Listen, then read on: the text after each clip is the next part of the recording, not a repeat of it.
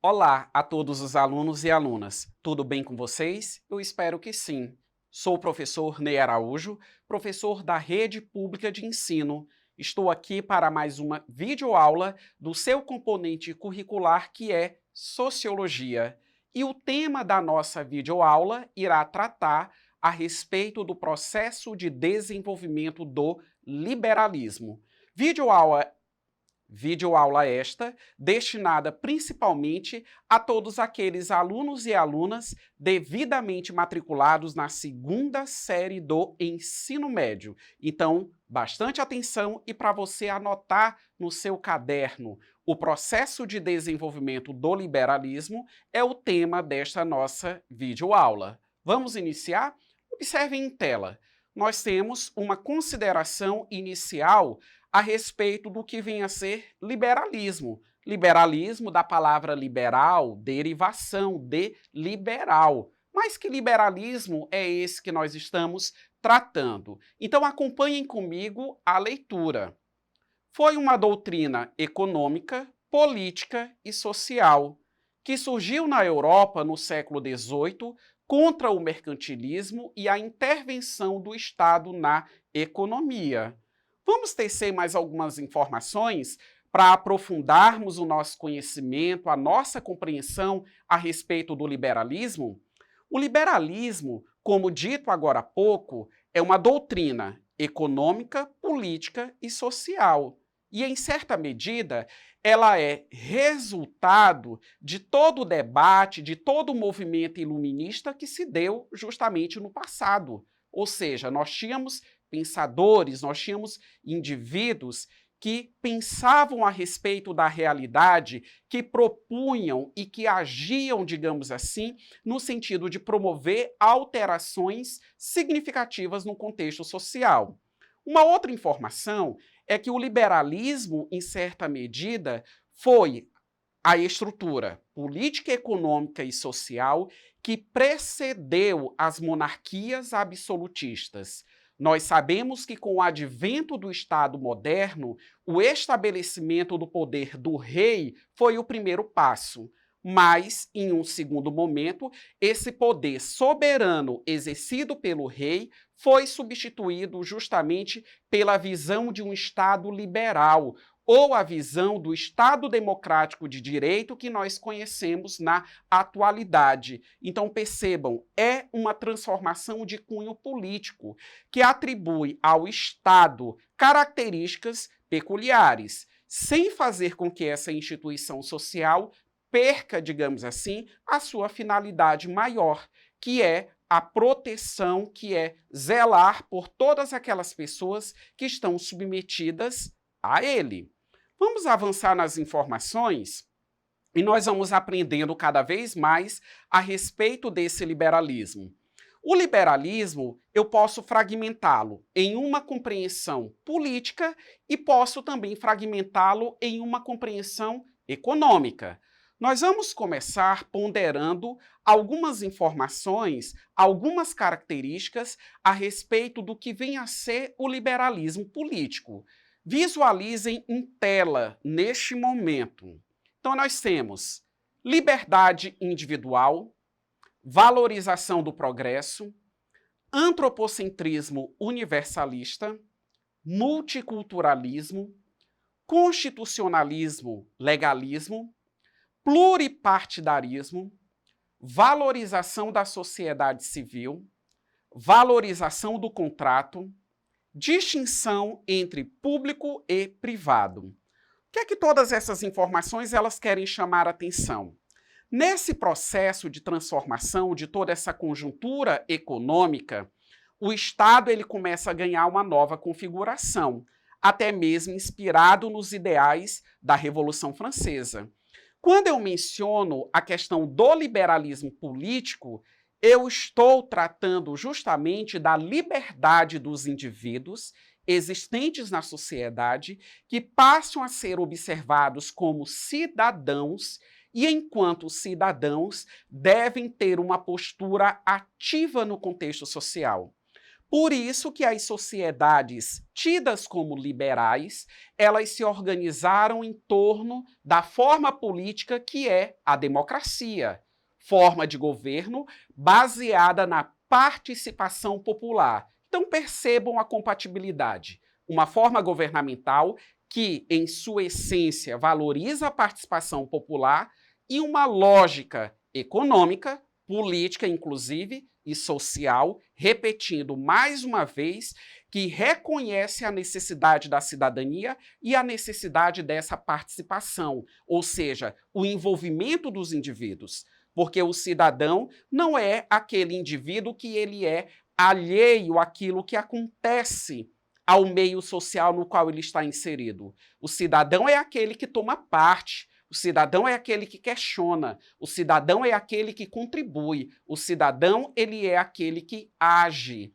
Então, quando foi feita a leitura agora há pouco, e vocês podem estar visualizando mais uma vez em tela alguns apontamentos a respeito do liberalismo, percebam que tudo que está descrito na projeção que vocês estão visualizando se reportam justamente a isso, a liberdade de participar. É a sociedade civil que se organiza, é a pluralidade de partidos políticos, de ideologias políticas existentes na sociedade, é a existência das leis que conferem a todo e qualquer cidadão direitos e deveres, contrariando uma lógica de privilégios que foi muito marcante em sociedades anteriores, que quando se falava em direitos, se estava se reportando justamente a privilégios. A menor parcela era privilegiada e a maior parcela não era, por conta da sua posição ou do seu status social.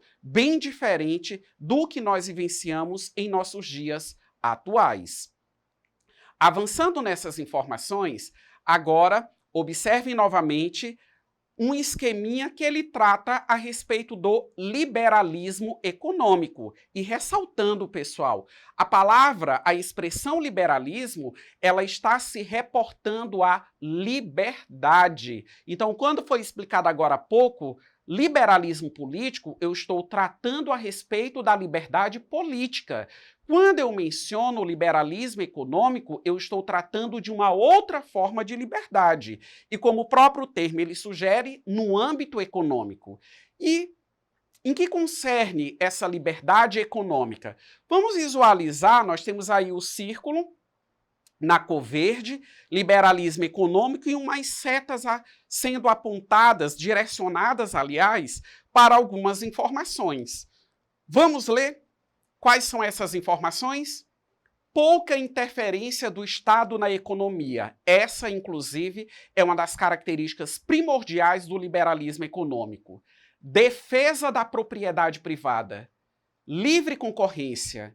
Lei da oferta e da procura. Livre mercado e liberdade individual. Ou seja, quando tratamos do liberalismo econômico, nós simplesmente estamos reconhecendo que a sociedade, mais especificamente o modo de produção capitalista, é uma sociedade de mercado, onde há uma concorrência constante. E esse mercado é regulado pelo próprio mercado. O Estado, digamos assim, ele não tem tanto poder de intervenção. O Estado, nesse sentido, ele se apresenta numa figura de conciliador entre os diferentes interesses de mercado que podem emergir.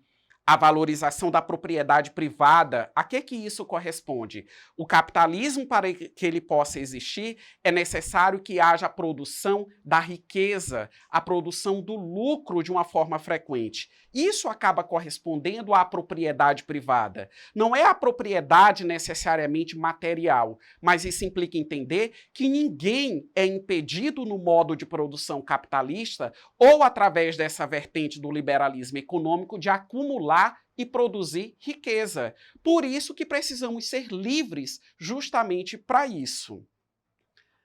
Agora, com base no nosso aprendizado, diante das informações que foram apresentadas a todos vocês, vamos ao exercitando desta nossa videoaula. Bastante atenção e acompanhem em tela o enunciado da questão e as 4 possibilidades de resposta.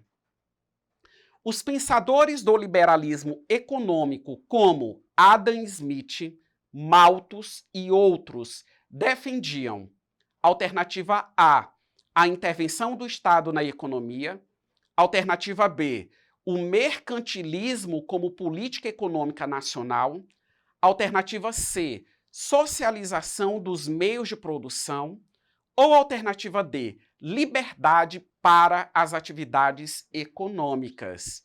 Com base nas explicações a respeito do liberalismo econômico, a alternativa correta, observem, está expressa na alternativa D, liberdade para as atividades econômicas. E aí vamos entender por quê. Por que essa vertente do liberalismo econômico ponderou que a intervenção do Estado na economia deveria ser mínima? Inclusive, algumas literaturas, quando elas mencionam o papel do Estado na lógica liberal, utilizam a expressão Estado mínimo, ou seja, a mínima intervenção possível no âmbito econômico. Se nós retroagirmos no passado e se nós utilizarmos os nossos conhecimentos prévios a respeito do assunto, nós sabemos que quando as monarquias absolutistas elas estavam em vigor, a burguesia, que já estava em ascensão, já tinha um certo status econômico, mas não tinha status político. A burguesia, ela ainda, historicamente no passado, lá na sua gênese, era uma classe social que não tinha um poder de atuação dominante no contexto social, mas que, em certa medida, ela era taxada, estou colocando no sentido de taxa, explorada, vamos ponderar também desta maneira, devido aos elevados tributos. Por isso que a burguesia ela foi uma classe revolucionária no passado, porque ela passou não só a reivindicar o poder econômico que ela já dispunha, mas era necessário também ascender socialmente e dispor também do poder político. Por isso que a vertente do Estado liberal preconiza a mínima intervenção do Estado no que diz respeito às condições econômicas na sociedade. Eu espero ter contribuído com você e que o seu aprendizado tenha sido vasto e, como eu sempre recomendo, não deixe de acessar a plataforma eduque.ac. Finalizo mais esta videoaula e o meu forte abraço a todos vocês.